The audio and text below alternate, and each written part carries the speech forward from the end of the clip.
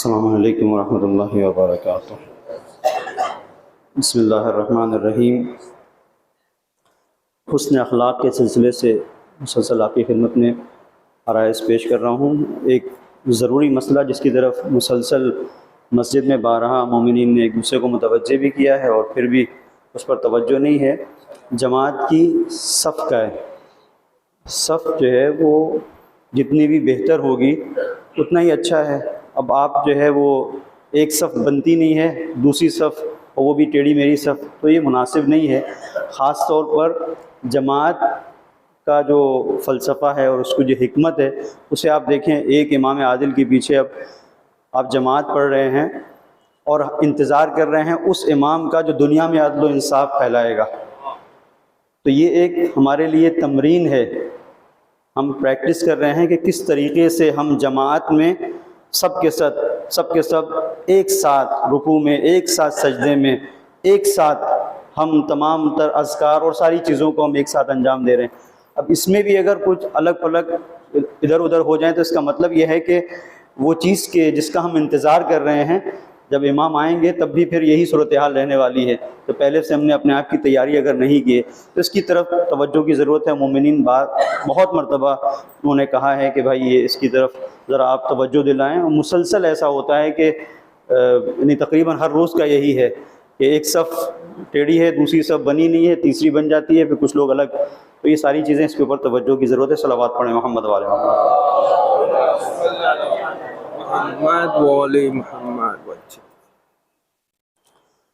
اخلاق کے بہتر ہونے کے لیے، یعنی انسان اپنی زندگی میں اچھا اخلاق کا حامل ہو، اس کے لیے ایک چیز جو انسان کے ظاہری اخلاق کو بیان کرتی ہے، انسان کا چہرہ ہے، بشاش چہرہ، تبسم۔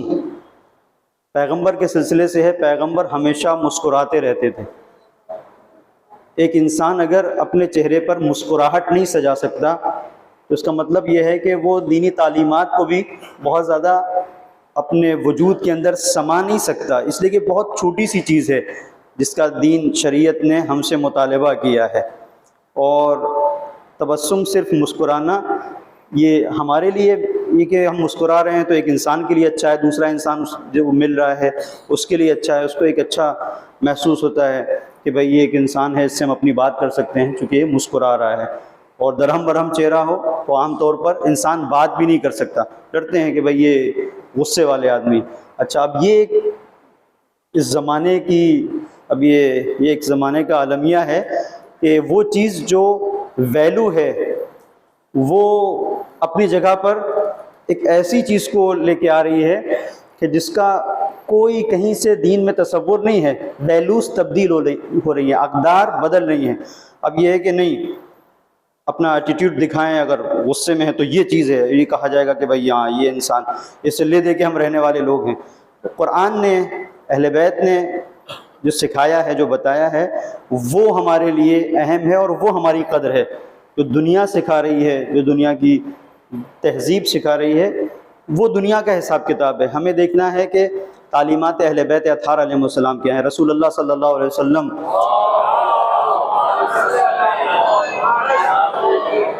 لوگوں سے مسکرا کے ملا کرتے تھے۔ ائمہ طاہرین علیہ السلام میں کوئی بھی امام آپ نہیں دیکھ سکتے کہ جس کے پاس کوئی آیا ہو اور امام کے چہرے پر تبسم نہ ہو۔ تو وہی چیز امت کے اندر بھی ہونا چاہیے۔ اگر کسی سے گفتگو ہے، مل رہے ہیں، اور یہ اخلاق کا پہلا مرحلہ ہے۔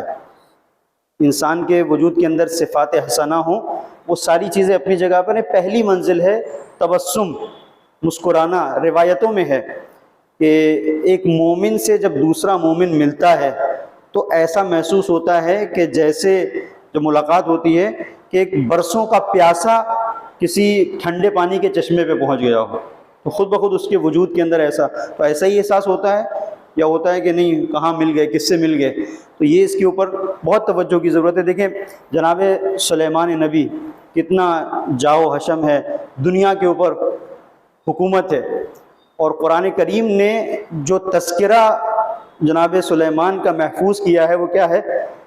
فتبسم ضاحکا لا، یعنی جناب سلیمان کی مسکراہٹ کے تذکرے کو قرآن کریم نے محفوظ کیا ہے۔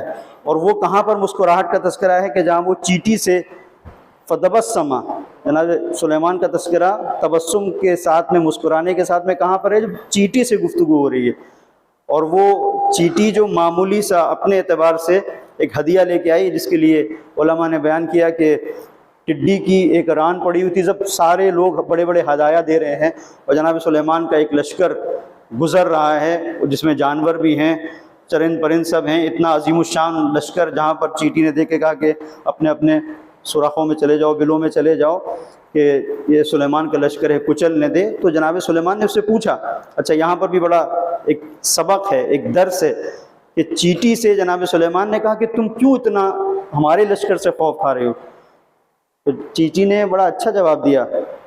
جناب سلیمان نے خود جو قرآن کریم کے اندر ہے اس کو آپ دیکھیں، قرآن نے اس داستان کو محفوظ کیا ہے۔ جب سوال کیا تو کہا کہ تمہیں ہم سے کوئی خطرہ نہیں ہونا چاہیے، کیونکہ یہ ایک نبی کا لشکر ہے۔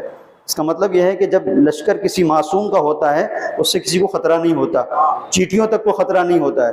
تو چیٹی نے بڑا خوبصورت جواب دیا، مسئلہ خطرے کا نہیں ہے، مسئلہ یہ ہے کہ ہماری اوقات آپ جانتے ہیں، ہم چیٹیاں ہیں اور یہ میرا لشکر ہے، یہ چیٹیوں کا، وہ چیٹیوں کی سردار جو تھی، تو اس نے کہا کہ مسئلہ یہ نہیں ہے کہ آپ سے کوئی خوف ہے، مسئلہ اس سے بڑھ کر ہے۔ یہ علماء نے اس کو بیان کیا ہے تفسیر میں، آپ دیکھیں کہ اس نے کہا کہ مجھے اس بات کا خوف ہے کہیں آپ کا یہ عظیم الشان لشکر دیکھ کر یہ اپنے آپ کو حقیر نہ سمجھیں، مجھے اس سے خوف ہے، اس لیے میں نے کہا کہ اندر مجھے پتہ ہے کہ آپ نبی ہیں، آپ سے کوئی خطرہ نہیں ہے۔ تو اس وقت جناب سلیمان کو اچھا محسوس ہوا، تو چیٹی سے گفتگو کو انہوں نے اور بڑھایا۔ تو جب چیٹی نے بھی دیکھا جناب سلیمان گفتگو کر رہے ہیں اور چہرے پہ تبسم ہے، تو یہ محسوس کیجئے گا جب تبسم ہے تو اس کے اندر جرأت آئی۔ تو چیٹی گفتگو کر رہی ہے تبسم کی۔ اب کبھی کیسے ہمارے گھروں میں ہوتا ہے کہ بھئی ہاں یہ بات چیت نہیں ہو رہی ہے، گھر میں بات چیت بند ہو جاتی ہے، تو مسائل پھر کتنے پیدا ہوتے ہیں اس کی بنیاد کے اوپر۔ تو کبھی انسان سوچے کہ گھر میں جو بات چیت بند ہوئی ہے وہ کس بنیاد کے اوپر ہوئی ہے؟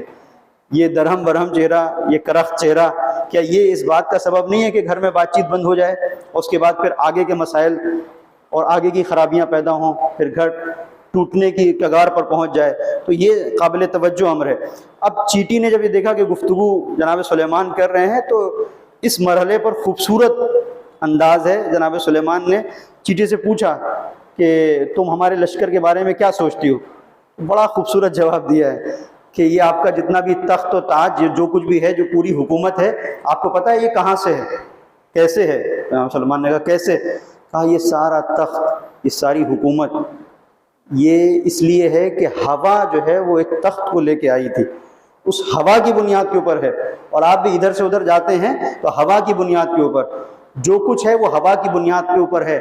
ہوا کس رخ پر چل جائے، اور ہوا جب تک خدا کے حکم کی تابع ہے تب تک یہ ہے۔ تو یہ جو جناب سلیمان کو بیان کیا، تو سلیمان نے اس سے محسوس کیا، جو درس لیا علماء نے بیان کیا ہے وہ یہ کہ انسان کو کبھی بھی کسی بات پر مغرور نہیں ہونا چاہیے۔ کبھی ہوا کدھر کی چل رہی ہے اور کبھی کہیں کی بھی چل سکتی ہے۔ اور اس سے جو درس حاصل ہوتا ہے وہ یہ ہے کہ ایک چیٹی کی اگر اہمیت ہے، جناب سلیمان ایک چیٹی کی اہمیت اتنی دے رہے ہیں کہ اس کے ہدیے کو قبول کر رہے ہیں۔ وہ ہدیہ کہا گیا کہ ایک ٹڈی کی ایک ران تھی جو بہت ساری چیٹیوں نے مل کے بڑی محنت سے اپنے گودام سے نکالا اور لے جا کے جناب سلیمان کے حوالے کیا۔ اور بعض علماء نے بیان کیا ہے کہ صرف ایک گیہوں کا جو حصہ ہوتا ہے، بیچ میں اس کی لکیر ہوتی ہے، اس کا آدھا حصہ تھا، وہ بڑی محنت سے لے کے گئی چیٹی۔ اور اس کے بعد جب سلیمان نے قبول کر لیا اس ہدیے کو، تو اپنے لشکر سے خطاب کر کے کہا، اور جناب سلیمان سے بھی، کہ مجھے نہیں لگتا ہے کہ مجھ سے بڑا کوئی ہدیہ دیا ہو۔ اس کا مطلب کیا ہے کہ چیٹی نے یہ درس دیا کہ ہدیہ دو تو اس طریقے سے دو کہ اپنے پورے خلوص کے ساتھ، اور سامنے والے کا رد عمل پھر ایسا ہونا چاہیے کہ انسان کو محسوس ہو جو ہدیہ میں نے دیا ہے کسی اور نے نہیں دیا ہے۔ اس کا مطلب یہ ہے کہ جب چیٹی کی اتنی اہمیت ہے تو انسان کے گھروں میں پائی جانے والی موجود بیوی کی بھی اتنی اہمیت ہونا چاہیے کہ اگر وہ کوئی چیز دے تو انسان محسوس کرے کہ ہاں اس نے خلوص کے ساتھ دیا ہے اور اس کا شکر ادا کیا جائے. اور اگر ہم شکر ادا کریں گے تو یقیناً پروردگار پہ اور اضافہ کرے گا. اور اضافے میں رزق سکون کا ہے جو پروردگار عطا کرتا ہے. رزق سکون بہت بڑا رزق ہے کہ جس کے اوپر توجہ نہیں ہوتی ہے. بہت ساری چیزیں ہیں وہ رزق میں ہوتی ہیں. انسان کے رزق میں مادیت، پیسہ، یہ ساری چیزیں. ایک رزق سکون ہے. رزق سکون کہاں پر ہے؟ جب آپ با ایمان زندگی گزر کریں گے.